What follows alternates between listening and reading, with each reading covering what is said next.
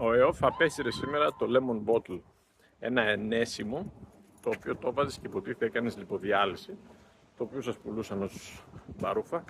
Βέβαια δεν φταίνε τα θύματα και αυτοί που το αγοράζανε, φταίνε οι γιατροί και οι κλινικές που το είχαν μέσα, κάτι δερματολόγοι, κάτι πλαστικοί.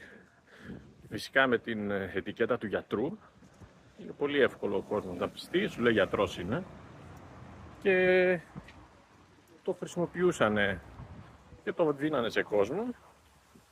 Μάλλον έγινε κάποιος δώρος και βγήκε ο ΕΟΦ και είπε ότι φυσικά δεν λειτουργεί κάτι τέτοιο και δεν είναι και σκεύασμα το οποίο έχει πάρει κάποια έγκριση. Οπότε καταλαβαίνετε ότι πηγαίνετε και σας κάνουν ενέσιμα για να χάσετε βάρος,